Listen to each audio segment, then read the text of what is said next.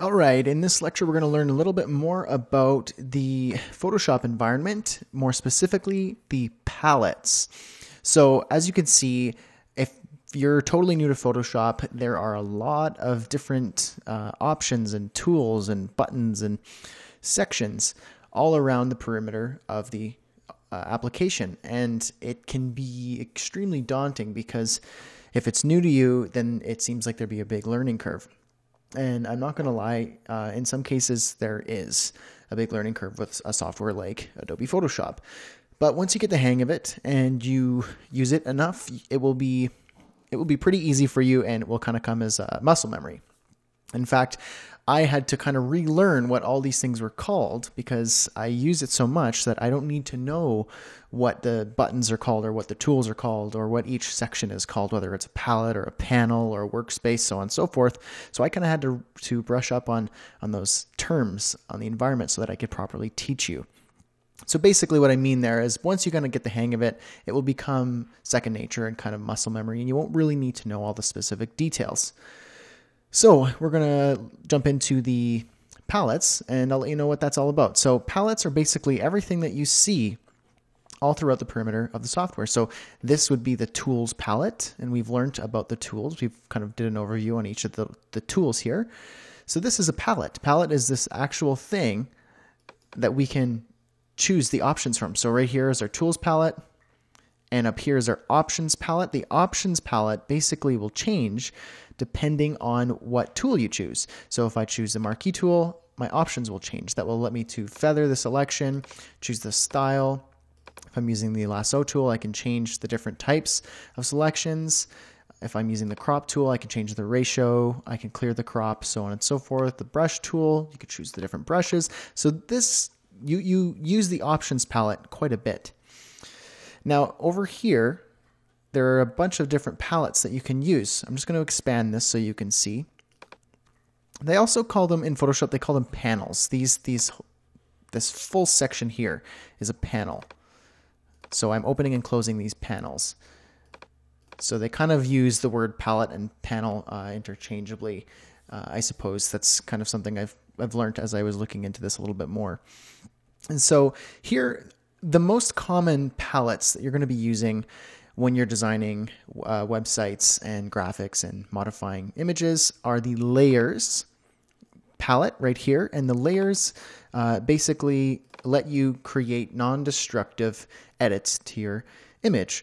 So instead of, for example, if I just were to go here in my tools and I took the brush and I made it a little bit bigger here, and I just went and brushed a big circle around me here, that is now on the layer of the actual image. So in theory, I can't change that now. I mean, I can edit undo, but I can't if I say like, oh, I actually want to move this,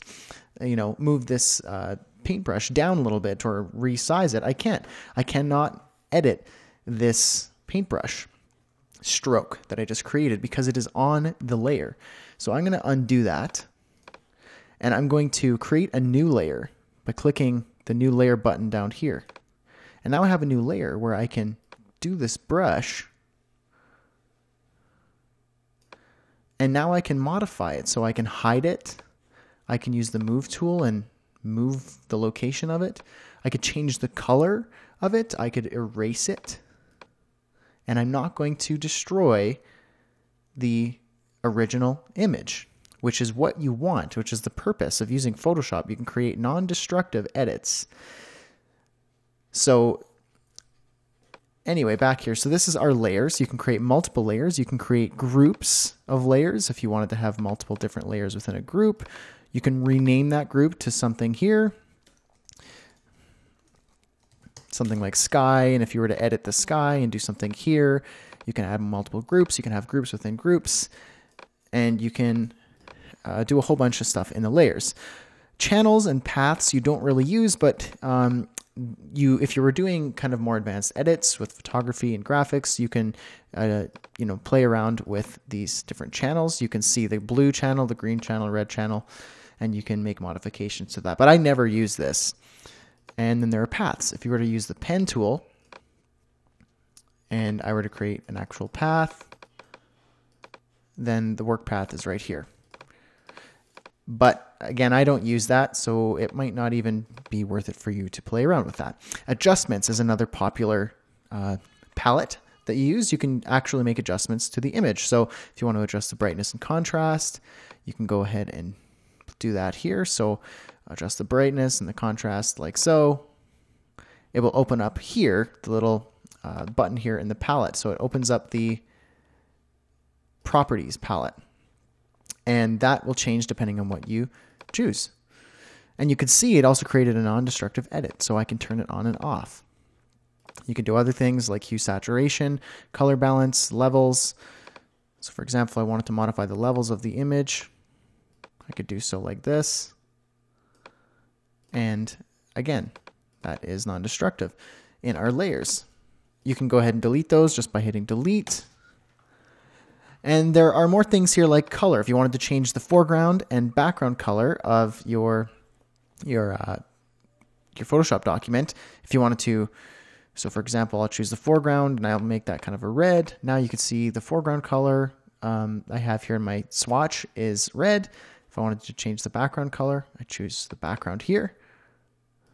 And I can change that like so. And now basically that means if I were to use a color like a brush, if I chose the brush tool, now it will choose the foreground, which will be red. And if you want to change that color, you could do it here or here. You can modify it like so. If you knew the exact color codes, your RGB, you could do that as well. So that's how you use the color. Swatches, you can actually choose from a swatch of what kind of color palette you want to play with. Here is the history and actions palettes. Basically, you can choose specific actions or history items that you've done. So instead of edit undo, if you wanted to go back to a specific history, then you can actually choose when you did that, like so.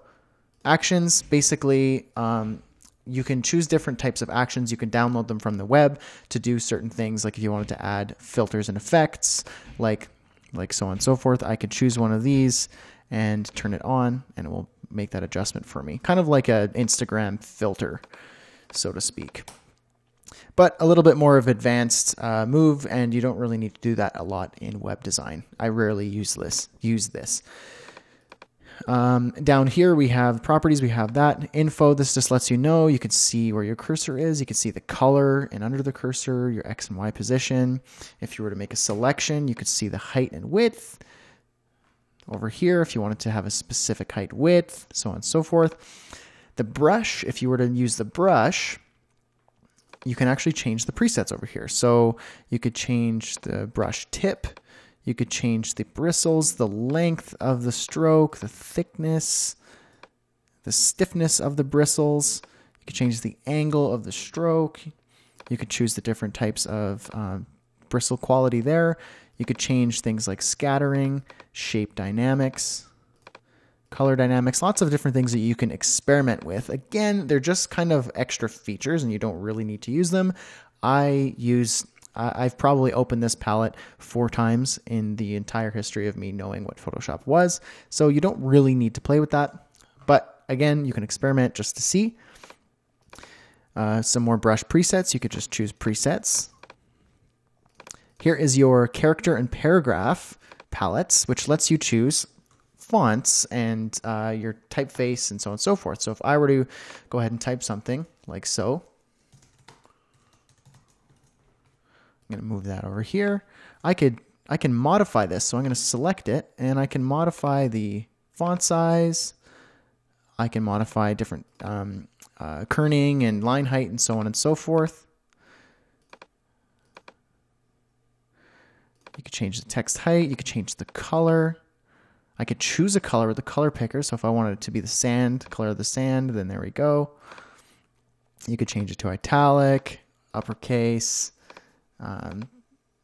You know, if you were going to use subscript and superscript, underline, strike through, everything like that. You can play around with these different settings in your character and paragraph. If you were to use center, left, and right, justification. And there's a bunch of different things you could do with your text using that. Up here in my options, you can also play around with it here instead of down here. You could play around with it here. And usually this is where I play around with my text settings. And you could cancel that edit, or you can commit the edit. And so there we go. And you can see here we have another layer with that. So it's a non-destructive edit if I don't want that text or if I want to modify it in the future. And basically that is a simple rundown of the palettes. Another cool thing you could do if you don't use certain palettes, you can make custom workspaces. So up here, you could see Essentials gives you the essential palettes. You could choose different things like painting, and it will give you different presets and palettes. I have my own custom workspace. You can go New Workspace, name the workspace, and you can remove by right-clicking the different palettes, and you can close them or remove them or totally adjust them, like so. If I wanted to put that up there, if I wanted to move this one down here, if you wanted this to be larger, if you wanted to move this all together, you could do that. If you want to dock it back in the side, you just pull it to the left side of the screen. And I've created my own custom workspace called Brad's Workspace, which just minimizes things to what I use. So I use adjustments, styles, and layers. I use these palettes here, the ones that we were just playing around with, and I leave my toolbar and my options. And you can do that right here if you want to create your own workspace. So I'll see you in the next lecture where we're going to learn a little bit more about the menu, because there are a lot of options to play around with here.